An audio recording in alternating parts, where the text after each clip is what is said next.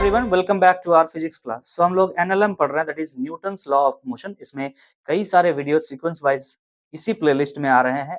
अगर आप लोग इस सारे वीडियोस को नहीं देखें तो पहले इससे प्रीवियस के जो सारे लेक्चर्स है उसको देख लीजिएगा, तब आज के वीडियो को देखिएगा। आज एक नया टॉपिक आपके सामने आ रहा है after NLM, sorry after FBD, that is free body diagram. हमने ऑलरेडी लास्ट वीडियो में आपका एक छोटा सा वीडियो के थ्रू शेयर किया था। आज हम पढ़ने जा रहे हैं apparent wait of a body in a lift. जब कोई बॉडी लिफ्ट पर रहता है तो उसको क्या फील होता है अपने वेट के बारे में, इसके बारे में बात करेंगे। मान लीजिए एक इंसान है जिसका वेट 60 केजी है। जिस समय वो लिफ्ट पर होगा और वो लिफ्ट रुका हुआ रहेगा तो उसका वेट उसको कितना फील होगा? एज इट इज जितना था उतना ही। लेकिन वो लिफ्ट अगर एक्सेलरेट होगा, ऊपर की तरफ एक्सेलरेट हो सकता है, नीचे की तरफ भी एक्सेलरेट हो सकता है। आप ये फील किए होंगे कि जब हम लिफ्ट से नीचे की तरफ जा रहे होते हैं तो हमें अपना बॉडी का जो वेट है वो कम लग रहा होता है, जिसे हम एपरेंट वेट कहते हैं। एक्चुअल वेट तो वो नहीं है। जब हम लिफ्ट से ऊपर की तरफ जा रहे होते हैं तो हमें लगता है कि हमारा बॉडी थोड़ा वेटी हो चुका, भारी हो चुका है, मतलब वो हमारा एक्चुअल वेट नहीं है। तो उसी को हम क्या कह रहे हैं यहाँ पर? Apparent wait. तो हम इस चीज को कैलकुलेट करेंगे। तो ध्यान दीजिएगा, सबसे पहले बात क्या कह रहा है। When a body of mass m, एक बॉडी लेते हैं जिसका मास क्या होगा? m होगा, is placed on a weighing machine which is placed in a lift, then actual weight of the body is mg। क्या समझाना चाह रहा, ध्यान दीजिएगा। आपके पास एक लिफ्ट है, एक लिफ्ट है, ध्यान दीजिएगा। ये हम लिफ्ट को बनाने का कोशिश कर रहे हैं। लिफ्ट का नीचे वाला हिस्सा है। अब पूरा आदमी तो हम यहां नहीं बनाएंगे भाई, ठीक है। This is the person. ये पर्सन का मास कितना है? m है। ये लिफ्ट है आपका, और इस लिफ्ट के जस्ट ऊपर हम एक वेइंग मशीन डाल दिए हैं जो क्या मेजर करेगा? इसका वेट मेजर करेगा। वेइंग मशीन का काम क्या है? वेट मेजर करना। यहाँ पर एक वेइंग मशीन हमने डाल दिया, यहाँ पर रीडिंग कैलकुलेट हो रहा है। ओके, यहाँ पर रीडिंग कैलकुलेट हो रहा है। दिस इज वेइंग मशीन, यहाँ पे एरो करके लिख देते हैं। This is weighing machine. Clear है कि नहीं? अगर इस बॉडी का मास m है तो इसका जो एक्चुअल वेट है, जो हम जानते हैं, वो वेट किसके बराबर होगा? mg, जो कि किधर होगा? डाउनवर्ड। गलत जगह से एरो दे दिया क्या? अरे नहीं है, कोई बात नहीं, कहीं से भी देता। क्लियर है कि नहीं? ये एक्चुअल वेट है कि नहीं? आगे बढ़े क्या? ये क्या है? एक्चुअल वेट है इसका। लेकिन ये जो वेइंग मशीन है क्या मेजर कर रहा होगा? क्या mg मेजर कर रहा होगा? नो। फिर ये वेइंग मशीन क्या मेजर कर रहा है? तो ध्यान दीजिए क्या कह रहा है। This acts on a weighing machine which offers a reaction R given by the reading of weighing machine। क्या बोलना चाह रहा है? ये जो वेइंग मशीन पर खड़ा है, हम अगर वेइंग मशीन पे खड़े हैं तो हमारा लेग्स उस वेइंग मशीन के कांटेक्ट में है, और वो वेइंग मशीन एक फोर्स ऑफर कर रहा है नॉर्मल, ऊपर की तरफ एक रिएक्शन फोर्स, जिसे नॉर्मल फोर्स भी कहते हैं, ये ऑफर कर रहा है। कौन? ये वेइंग मशीन। और वेइंग मशीन कितना इस पर रिएक्शन अप्लाई कर रहा है, इसी को कहते हैं एपरेंट वेट, या आप कह सकते हैं जो वेइंग मशीन है जो रीडिंग दे रहा है आपको, वो रीडिंग क्या है? ये रीडिंग है। आगे पढ़ रहे हैं। This reaction exerted by the surface of contact on the body. This reaction is exerted by, ये रिएक्शन कौन दे रहा है? Surface of contact. तो सरफेस ऑफ कॉन्टैक्ट क्या है? इंसान का लेग्स और वेइंग मशीन, दोनों के बीच में कांटेक्ट है, तो एक कांटेक्ट फोर्स लगेगा, दैट इज नॉर्मल फोर्स और रिएक्शन फोर्स। लिख रहा this reaction exerted by the surface of contact on the body is the apparent weight of the body. यही क्या है? Apparent weight of the body है। जितना are का वैल्यू आएगा, जो कि आपका वेइंग मशीन मेजर करेगा, उसे हम क्या कह रहे हैं? Apparent wait. एपरेंट वेट कह रहे हैं। और ये जो mg था ये क्या था सर? एक्चुअल वेट था। ये क्या है? Actual wait. सर आपने हमें पढ़ाया है एक्शन एंड रिएक्शन हमेशा ऑपोजिट डायरेक्शन में तो होता है लेकिन मैग्नीट्यूड में इक्वल होता है। तो अगर ये सिस्टम रेस्ट पर है, यहां पर कोई ऑब्जेक्ट m मास का दिया हुआ है तो नीचे की तरफ इसका वेट लगता है mg और ऊपर इसका रिएक्शन होता है r और आप लिखते हैं sir r equal to mg। Sir जो एक्चुअल वेट है और जो अपरेंट वेट है क्या दोनों इक्वल है? क्योंकि r इक्वल टू mg लिख रहा है लेकिन कब है? जब ये रेस्ट पर है। अरे बात समझ में आ रहा है कि नहीं? यस, जो आपका अपरेंट वेट आएगा वो एक्चुअल वेट के बराबर आ सकता है। मतलब आपका जो वेइंग मशीन है, समझ में आ रहा है? दुकानदार लोग के पास वेइंग मशीन होता है तो क्या करता है? लेते हुए चलता है ना, एक जगह रखा हुआ है। रखा हुआ भाई रेस्ट पर है। रेस्ट पर अगर वो कोई भी ऑब्जेक्ट का वेइंग कर रहा है, मेजर कर रहा है कितना वेट है, तो एक्चुअल वेट जो है वही आता है। लेकिन वही वेइंग मशीन को अगर मूवमेंट के साथ मेजर किया जाए तो एक्चुअल वेट नहीं आता है, उसका कुछ अलग वेट आता है। ज्यादा भी आ सकता है और कम भी आ सकता है, अपरेंट वेट आता है। बस इतना बोलेंगे। कब ज्यादा आएगा कब कम आएगा सिचुएशन लेके देखेंगे। और होल सिस्टम ऑफ दिस हम मान रहे हैं अभी, ये जो होल सिस्टम है ये सिस्टम किस पर अंदर में है? ये सिस्टम किसके अंदर में है? लिफ्ट के अंदर में। क्लियर है कि नहीं? लिफ्ट के अंदर में क्या है? एक वेइंग मशीन रखा हुआ है और उस वेइंग मशीन के ऊपर एक इंसान को आपने प्लेस कर दिया है। कोई भी ऑब्जेक्ट प्लेस कर दिया मान लेते हैं जिसका मास m है, तो उसका वेट एक्चुअल वेट नीचे की तरफ mg लगेगा और वो वेइंग मशीन उसको ऊपर के डायरेक्शन में एक रिएक्शन लगाएगा r। जो r आएगा वही क्या है? अपरेंट वेट है और जो mg है वही क्या है? एक्चुअल वेट है। क्या दोनों बराबर हो सकता है? हाँ हो सकता है, अगर दोनों रेस्ट पर हो तो। क्लियर है कि नहीं? अगर मोशन होगा तो क्या होगा इस पर बात करेंगे हम। अपरेंट वेट जो है इससे ज्यादा या कम, एक्चुअल वेट से ज्यादा या कम हो सकता है। तो क्या आपको एक्चुअल वेट समझ में आया? यहां पर एक्चुअल वेट क्या है? आपका mg है। और जो अपरेंट वेट है वो क्या है? समझ में आया? रिएक्शन जो है, ये जो रिएक्शन एग्जर्ट हो रहा है वही क्या है? अपरेंट वेट है। क्या यहां तक क्लियर है? ये कंफ्यूज मत करना कि सर माना वेइंग मशीन जो है अलग कुछ मेजर करता है ना, एक्चुअल वेट ही मेजर करता है। आपका दुकानदार जो है रेस्ट पर रखता है वेइंग मशीन को और मेजर करता है। रेस्ट पर एक्चुअल वेट जो है अपरेंट वेट के बराबर होते हैं तो कोई दिक्कत नहीं। क्लियर है कि नहीं? चलिए अलग अलग सिचुएशन लेके देखेंगे, मोशन करा के देखेंगे। अलग अलग सिचुएशन के लिए जो ये अपरेंट वेट है ये कितना होता है? एक्चुअल वेट से ज्यादा कब होगा, एक्चुअल वेट से कम क्या कब होगा, और इक्वल तो अभी बता ही चुके हैं रेस्ट पर। क्लियर है कि नहीं? चलिए आगे बढ़ेंगे। हम आगे बढ़ रहे हैं, ध्यान दीजिएगा। हमने कुछ सेक्शंस में इस चीज को बांटा है। कंडीशन यहाँ लिखेंगे, इसका फिगर बनाएंगे, वेलोसिटी, एक्सेलरेशन, रिएक्शन, कंक्लूजन, सभी चीजों पर एक एक करके बात करेंगे। तो पहला कंडीशन हम ले रहे हैं कि लिफ्ट रेस्ट पर है। Lift is at rest. इसका ड्राइंग बनाते हैं, ध्यान दीजिएगा। ये रहा लिफ्ट, लिफ्ट रेस्ट पर है। यहां पर हम बना देते हैं इसका वेइंग मशीन, बस इस तरह से दिखा दे रहे हैं, ठीक है, समझ जाएंगे। ये वेइंग मशीन है और इस पर एक ऑब्जेक्ट रखा हुआ है। अरे इंसान ही दिखाना हुआ जरूरी थोड़ी है यार, कोई भी ऑब्जेक्ट है जिसका मास m है। और ये जो आपको दिख रहा है जगह, ये क्या है? इसका वेइंग मशीन। तो इसका वेट सर नीचे की तरफ लगेगा, दैट इज mg, और ये वेइंग मशीन इस पर एक रिएक्शन लगाएगा, दैट इज r। अगर कोई मोशन नहीं है, अगर कोई मोशन नहीं है, ना लिफ्ट ऊपर की तरफ जा रहा, ना लिफ्ट नीचे की तरफ आ रहा, रेस्ट पर है, तो आप क्या लिख सकते हैं? ये बॉडी किस पर है? इक्विलिब्रियम पर है, हाँ ना? ये बॉडी इक्विलिब्रियम पर है। फिलहाल वेलोसिटी के बारे में बताइए। कोई वेलोसिटी है? नहीं है, तो आप क्या लिखेंगे? Velocity equal to 0। If there is no velocity तो एक्सेलरेशन क्या होगा? 0। और थोड़ा सा हम पीछे जाते हैं, फ्री बॉडी डायग्राम के बारे में बात करेंगे। ध्यान दीजिएगा, फ्री बॉडी डायग्राम में हमने क्या सिखाया था आपको, ध्यान दीजिएगा। ये एक बॉडी है, सरफेस हमने ले लिया, ध्यान दीजिए। मान के चलिए कि इधर से हम एक फोर्स लगा रहे हैं और इस फोर्स लगाने की वजह से ये बॉडी एक्सेलरेट कर गया इधर a, इसका मास m है। क्लियर है कि नहीं? हम कह रहे हैं ये जो सरफेस है ये सरफेस फ्रिक्शन लेस है, इसमें कोई फ्रिक्शन वगैरह नहीं लग रहा। वैसे फ्रिक्शन पढ़े नहीं, इस वजह से फ्रिक्शन लेस मान ले रहे हैं, लेकिन फ्रिक्शन तो होता ही है जनरली। हम अभी मान रहे कोई फ्रिक्शन नहीं है। तो इक्वेशन लिखने हम आपको सिखाए थे कि जब मोशन होता है उस समय इक्वेशन कैसे लिखते हैं, ऐसे लिखाए थे आपको, F सपोर्टिंग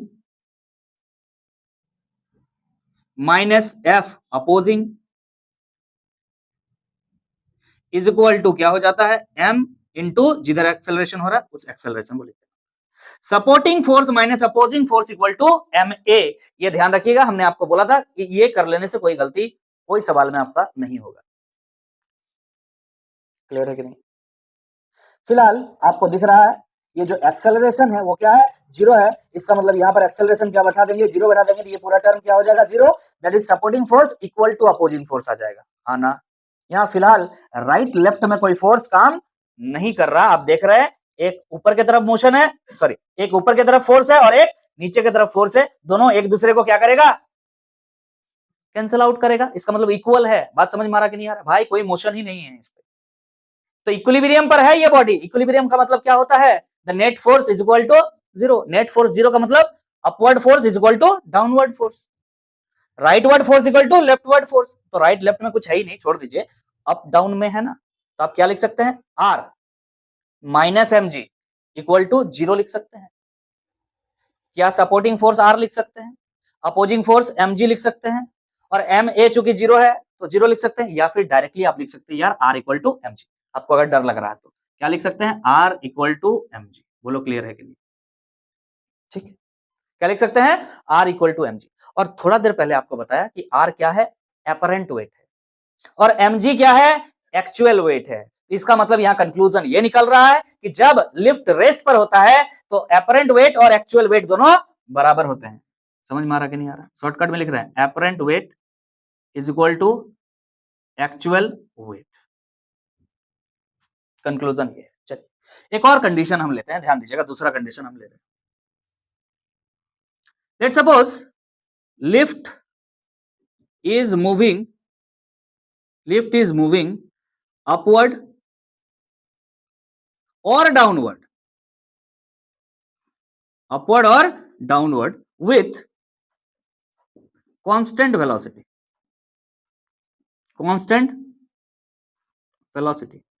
velocity को कर दिया हमने कांस्टेंट। इस पर हम बात करेंगे, क्लियर है कि नहीं? इसका ड्राइंग बनाने का कोशिश करते हैं, ध्यान दीजिएगा। ये हमने लिफ्ट बना दिया, ये रहा वेइंग मशीन, और इस पर एक बॉडी जिसका मास m है रख दिया। ये मोशन कर रहा है, ऊपर भी मोशन कर सकता है, नीचे भी मोशन कर सकता है, लेकिन कांस्टेंट वेलोसिटी के साथ।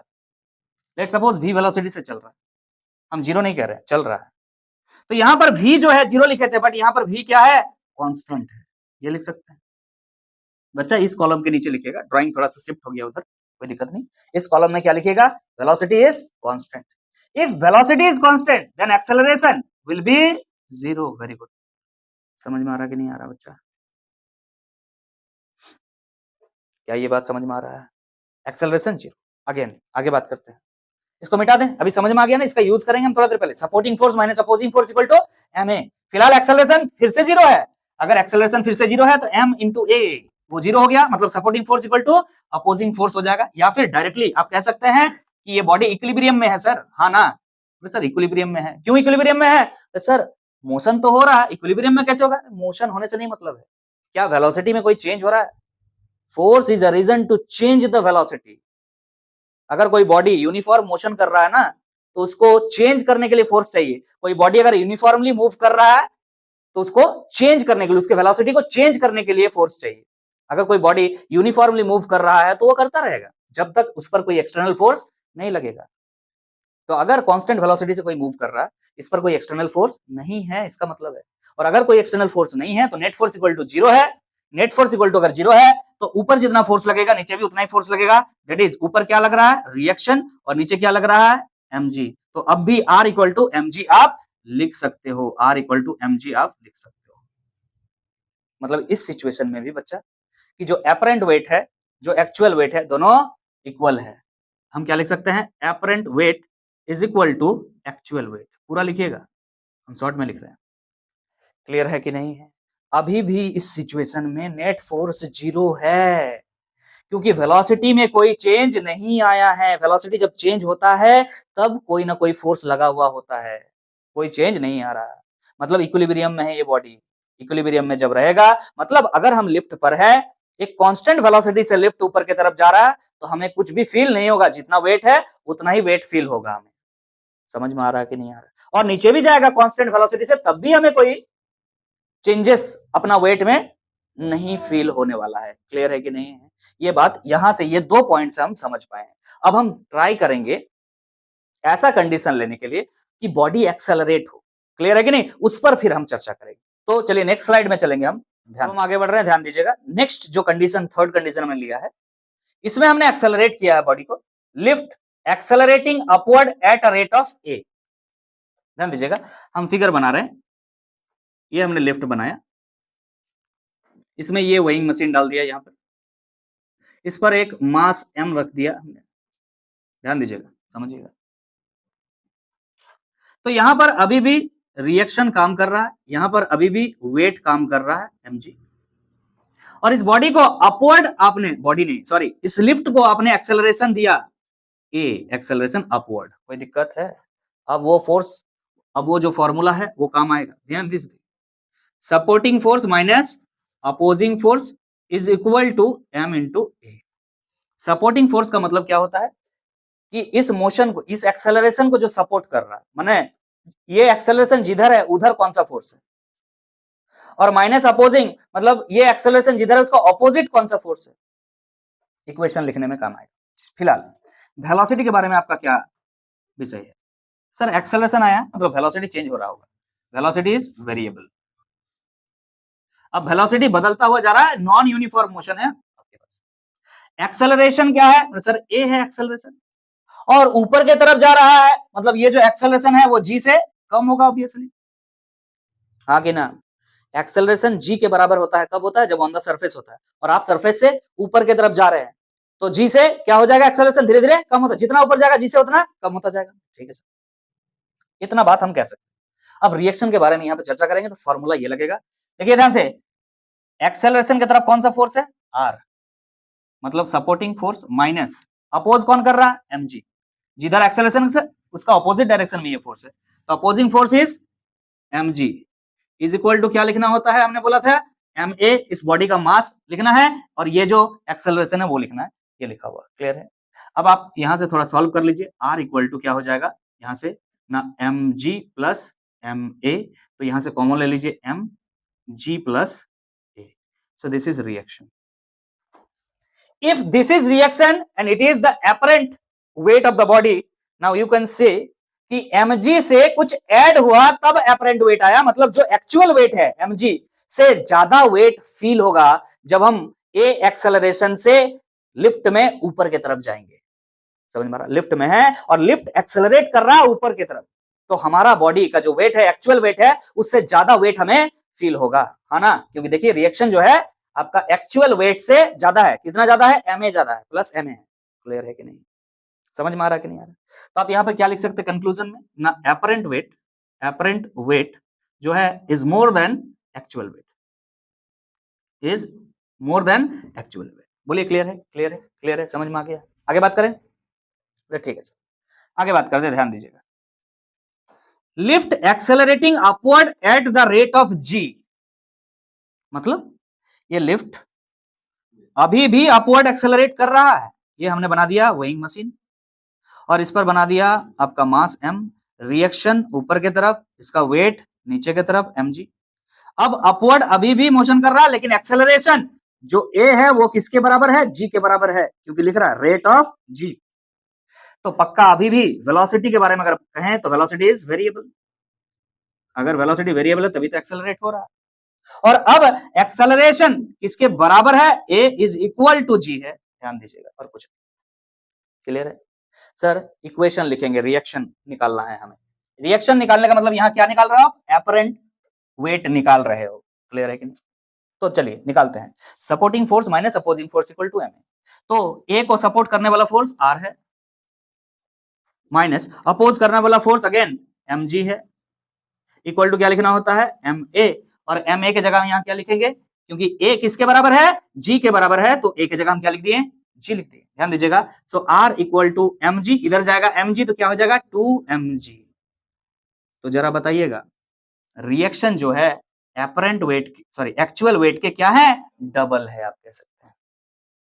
इजंट इट, क्या कह सकते हैं ये चीज, यस और नो? तो क्या लिख सकते हैं ना, apparent weight is equal to double of actual weight, double of actual weight. ये कंक्लूजन, बोलिए समझ में आ रहा है? अगर समझ में आ रहा है तो और कंडीशन समझेंगे। हम तो अभी एक्सेलरेट किए अपवर्ड में ना, अब डाउनवर्ड में एक्सेलरेट करके देखते हैं, ध्यान दीजिए। अब हम आगे बढ़ रहे हैं, ध्यान दीजिएगा। नेक्स्ट फिफ्थ नंबर कंडीशन क्या कह रहा है, lift accelerating downward at a rate of A. और यहां पर जो एक्सेलरेशन हम ले रहे हैं ना, वो जी से कम है। अगर जी से ज्यादा हो जाएगा तब क्या होगा, उसके लिए अलग कंडीशन एक लेकर के आपको बता देंगे। तो ये रहा लिफ्ट, लिफ्ट पर लगा हुआ है वेइंग मशीन, और इस वेइंग मशीन के ऊपर है एक ऑब्जेक्ट जिसका मास m है, इसका वेट डाउनवर्ड mg काम कर रहा है, और रिएक्शन ऊपर की तरफ r है। अब ये लिफ्ट जो है डाउनवर्ड एक्सेलरेट कर रहा है, क्लियर है कि नहीं? मतलब इसका वेलोसिटी पक्का वेरिएबल है, वेलोसिटी तो बदल रहा होगा। और हम फिर से कह रहे हैं ये जो एक्सेलरेशन है वो लेस देन g है, एक्सेलरेशन की जगह पे ये बात हम ये माने, ग्रेटर देन अगर हो जाएगा जी से अगर ज्यादा एक्सेलरेशन से नीचे जाएगा तो क्या होगा, उस पर भी बात कर लेंगे। क्लियर है कि नहीं? फिलहाल हमने ये जो एक्सेलरेशन माना है जी से कम माना है, क्लियर है कि नहीं? तो अब हम रिएक्शन इसका लिखने वाले हैं, ध्यान दीजिएगा। अब सपोर्टिंग फोर्स कौन होगा, एक्सेलरेशन जिधर है उस डायरेक्शन में जो भी फोर्स होता है वो सपोर्टिंग फोर्स होता है, और उसके ऑपोजिट डायरेक्शन में जो होता है वो अपोजिंग होता है। Now the supporting force is mg minus opposing force equal to ma। Clear है कि नहीं है? क्लियर है कि नहीं? नाउ ये r उधर जाएगा तो ये इधर आएगा, सो हम डायरेक्टली लिख सकते हैं r equal to mg plus ma, sorry mg इधर आ जाएगा, ये माइनस इधर जाएगा तो माइनस ma। अब आपको दिख रहा है m कॉमन आ जाएगा, g minus a, so r is this. ध्यान दीजिएगा, ये क्या है, mg actual wait, actual wait में से कुछ वेट आप घटा रहे हो, समथिंग इज सब्सट्रैक्टेड, माइनस में है। मतलब जो आपका एपरेंट वेट है अब क्या आ चुका है, कम आ चुका है। तो कंक्लूजन हम लिख सकते हैं जो एपरेंट वेट है वो क्या है, लेस देन एक्चुअल वेट है। बोलिए क्लियर है कि नहीं? जब लिफ्ट में आप कोई लिफ्ट में वो लिफ्ट एक्सेलरेट हो रहा है, डाउनवर्ड एक्सेलरेट हो रहा है, आप उस पर खड़े हैं तो आपको ये फील होता है कि हमारा वेट कुछ घट गया है। एक्चुअली जो वेट है तो वो है, लेकिन आपको जो फील होता है वो कौन सा फीलिंग आता है, एपरेंट वेट वाला। और एपरेंट वेट कितना कम फील होगा तो ये आप कह सकते हैं mg में से आप ma को घटा देंगे। m क्या है, आपका बॉडी का mass into acceleration of the lift. जिस एक्सेलरेशन से लिफ्ट नीचे जा रहा है उसके साथ अब मैम को मल्टीप्लाई, आपका मास को मल्टीप्लाई कर दीजिए और mg से सब्सट्रैक्ट कर दीजिए, तो वही आपको फील हो रहा होगा उस समय कि इतना वेट है हमारा। क्लियर है कि नहीं है, समझ में आ रहा है? ठीक, आगे बात करते हैं। Now lift accelerating downward at a rate of g। अगर लिफ्ट वेइंग मशीन मास m downward mg reaction upward accelerate हो रहा है g से, again velocity is variable, velocity change हो रहा है तभी तो एक्सेलरेट हो रहा है। नाउ एक्सेलरेशन जो है वो किसके बराबर है, g के बराबर है। यहां पर कम था एक्सेलरेशन, अभी एक्सेलरेशन किसके बराबर हो चुका है, g को। एक सिचुएशन ले लेंगे जहां पे एक्सेलरेशन g से ज्यादा हो जाएगा, क्लियर है कि नहीं? तब क्या होगा उस पर भी बात करेंगे। फिलहाल दोनों बराबर है, एक्सेलरेशन जो है वो ग्रेविटेशनल एक्सेलरेशन के बराबर है, तब क्या होगा। तो supporting force minus opposing force that is mg minus r is equal to ma होता है, लेकिन a की जगह आप क्या लिखोगे, g लिखोगे। क्लियर है कि नहीं? रिएक्शन इधर जाएगा, ये mg माइनस mg हो जाएगा, मतलब r इक्वल टू क्या आ जाएगा बच्चा, 0। r इज 0, मतलब आपको क्या लगेगा, हमारा कोई वेट है ही नहीं। वेटलेसनेस पढ़े हैं कि नहीं आप? अगर तारामाछी क्या बोला जाता है ना, जैक व्हील, उसमें जाइंट व्हील मेला में जाते हैं तो उसमें अगर घूमते हैं तो जब ऊपर से नीचे की तरफ आते हैं एक सिचुएशन ऐसा होता लगता है कि पूरा खाना पेट के अंदर से बाहर आ जाएगा, उल्टी हो जाएगा। उस समय ऐसा लगता है हमारा बॉडी का कोई मास, सॉरी हमारा बॉडी का कोई वेट है ही नहीं। So this is the condition, weightlessness. जब जब लिफ्ट का एक्सेलरेशन ग्रेविटेशनल एक्सेलरेशन को मैच कर जाता है, उस सिचुएशन में जब a इक्वल टू क्या हो जाता है, g हो जाता है, उस सिचुएशन में हमारा बॉडी का जो वेट है वो हमें फील ही नहीं होता है। Apparent weight is equal to क्या आ चुका है, 0 आ चुका है। इसी कंडीशन को क्या बोलते हैं हम लोग, वेटलेसनेस कहते हैं। बोलिए क्लियर है कि नहीं। सो आप लिख सकते हैं यहाँ कंक्लूजन में कि apparent weight is equal to क्या आ गया, 0। इस कंडीशन को आप क्या कहते हैं, वेटलेसनेस। ये आप पहले भी पढ़ चुके हैं। बोलिए क्लियर है कि नहीं है। क्लियर है, तो हमारा ड्यूटी है ये चीज, जैसे कि आपको हमने समझाया कि ये एक्सेलरेशन अगर g से कम है तो ये है, अगर ये एक्सेलरेशन g के इक्वल है तो ये है, अगर ये एक्सेलरेशन a जो है g से ज्यादा हो जाए तो क्या होगा, इसको भी थोड़ा फील कर लेते हैं। चलिए अब आगे बढ़ रहे हैं, ध्यान दीजिएगा। हमने जैसे कि कहा अब लिफ्ट जो है एक्सेलरेट करेगा इस एक्सेलरेशन से ग्रेटर देन g से, डाउनवर्ड ऑब्वियसली। तो अब हम ले रहे हैं, ये एक लिफ्ट है और वेइंग मशीन बना दिया, ये मास m लगा दिया, कोई बॉडी है, वेट डाउनवर्ड, रिएक्शन अपवर्ड और एक्सेलरेशन जो है a है, लेकिन ये एक्सेलरेशन ध्यान रखिएगा g से ज्यादा है। फिलहाल वेलोसिटी का अगर आपसे पूछे तो वेलोसिटी अभी भी क्या है, वेरिएबल है, वेलोसिटी बदल रहा होगा तभी तो एक्सेलरेशन आ रहा है। और एक्सेलरेशन के बारे में यहां कह रहा है कि acceleration is greater than gravitational acceleration. Clear now, ये कंडीशन हमने ले लिया एक्सेलरेशन का। तो रिएक्शन लिखेंगे, ध्यान दीजिएगा क्या लिख सकते हैं यहाँ पर। अब supporting force is mg minus opposing force is reaction is equal to ma। So the reaction is equal to mg minus ma। ध्यान दीजिएगा बच्चा, आप ये बोल चुके हैं, ध्यान दीजिएगा। एक और लाइन लिखते हैं, mg में से m को कॉमन ले लीजिए, ma में से m को कॉमन ले लीजिए, तो यहाँ g माइनस a आ जाएगा। ध्यान दीजिएगा, आपने यहाँ पे बोला a is greater than g, if a is greater than g the reaction will become here negative. Yes or no?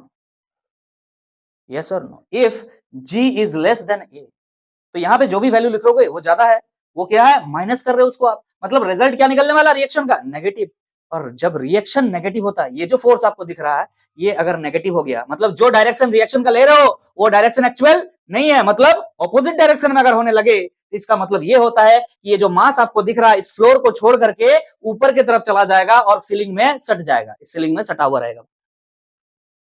अगर किसी सिचुएशन में लिफ्ट का एक्सेलरेशन ग्रेविटेशनल एक्सेलरेशन से भी ज्यादा एक्सेलरेशन से नीचे चला जाए ना, तो हम फ्लोर में खड़ा रहेंगे नहीं, I'll have to leave the floor and my head will touch the ceiling of the lift. Clear है कि नहीं, इस बात को कंक्लूजन में हम लिख सकते हैं। तो लिख सकते हैं इस चीज, apparent weight negative means,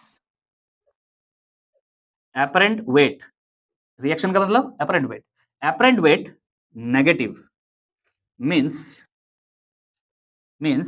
the object will leave the floor, the object will leave the floor and stick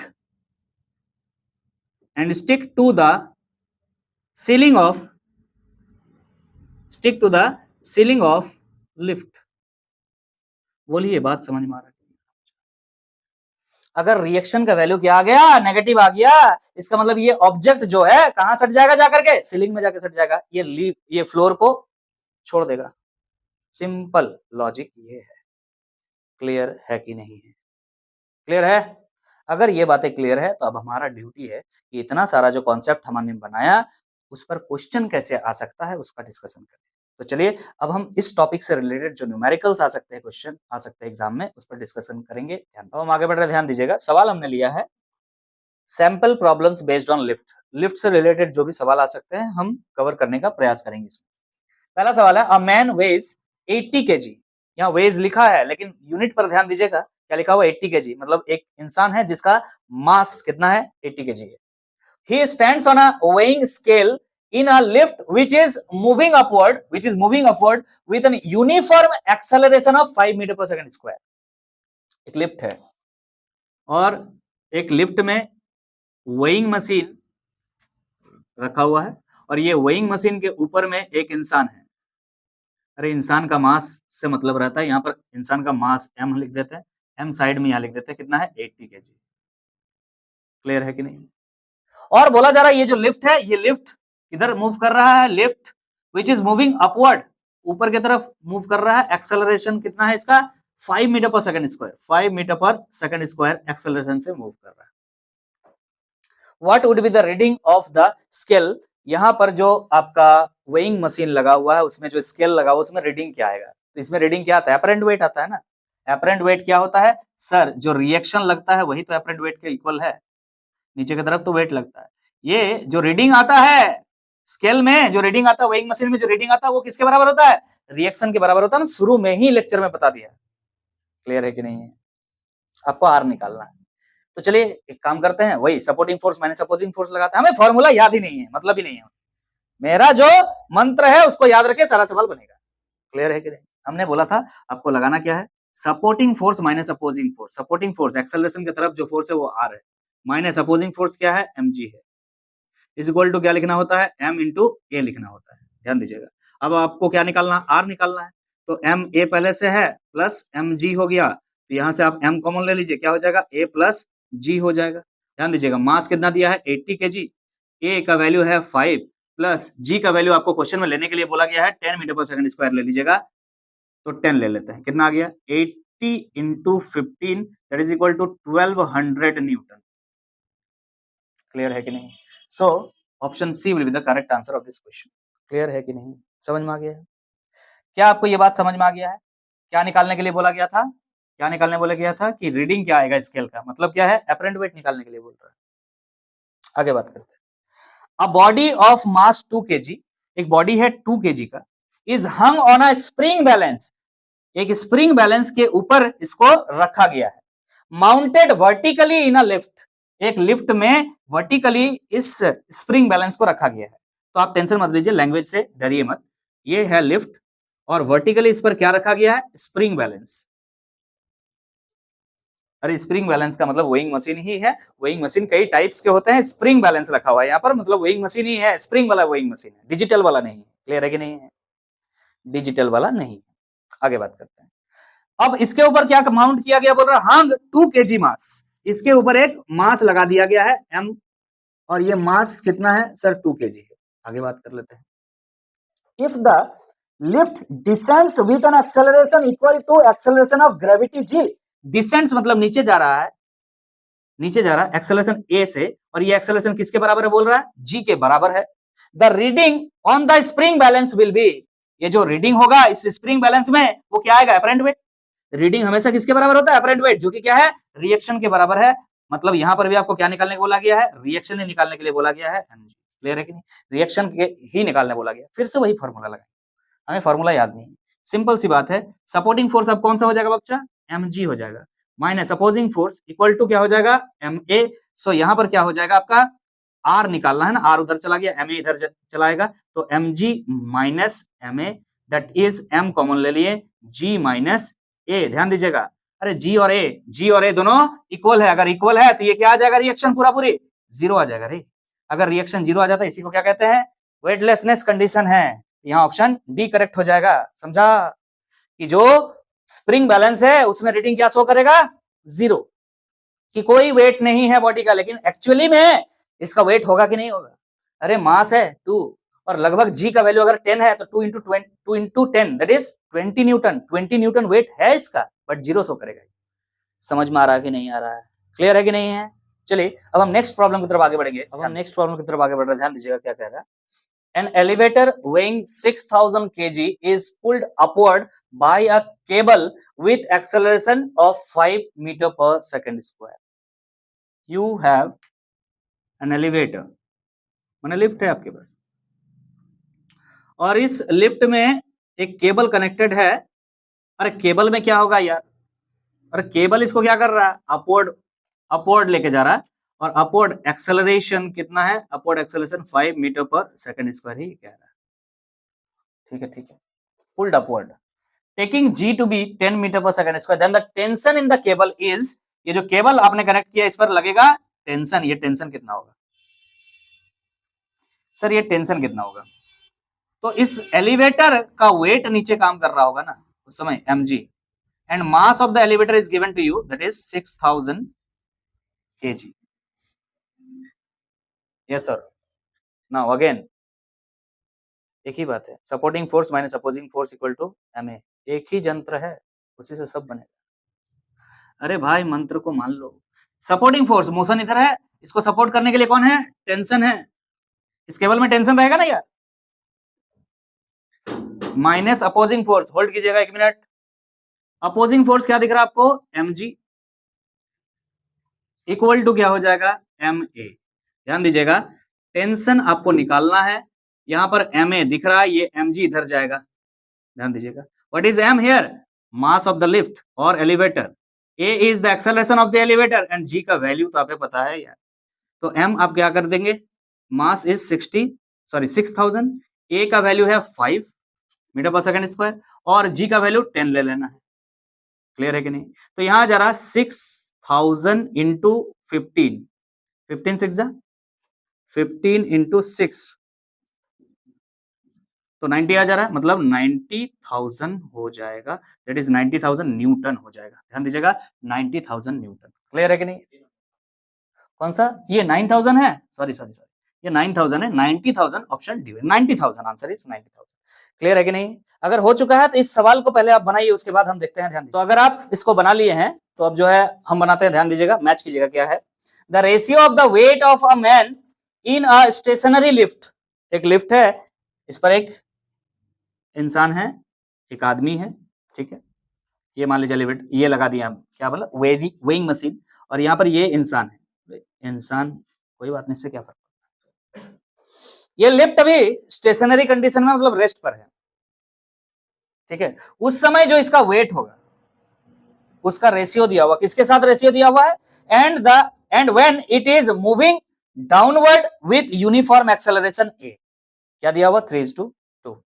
मतलब क्या दिया, समझ में आ रहा है, जब ये रुका हुआ है स्टेशनरी कंडीशन में, उस सिचुएशन में जो इसका वेट है, तो किसका वेट होता है भाई, ये रिएक्शन आर इस तरह से, और वेट क्या होता है इस समय, mg, तो आर इक्वल टू इस समय क्या होता है स्टेशनरी कंडीशन में, sir R equal to mg होता है, बात करते हैं divide by, when it is moving downward with an acceleration a, जब ये डाउनवर्ड एक्सेलरेट करता है बच्चा a से, तब ये r किसके बराबर होता है, सिंपल सी बात है, क्या हो जाएगा, r इक्वल टू सीधा सीधी लिख सकते हैं, अच्छा दिखाते हैं, सपोर्टिंग फोर्स क्या है, mg minus opposing force is equal to क्या हो जाएगा, ma, है ना, तो हमको क्या निकालना, r निकालना है, तो mg minus ma is equal to r हो जाएगा, so m is common, g minus a लिख सकते हैं इक्वल टू r, तो r की जगह क्या लिखेंगे हम यहाँ पर, m g माइनस a लिखेंगे, क्लियर है कि नहीं, ये कब का वेट है,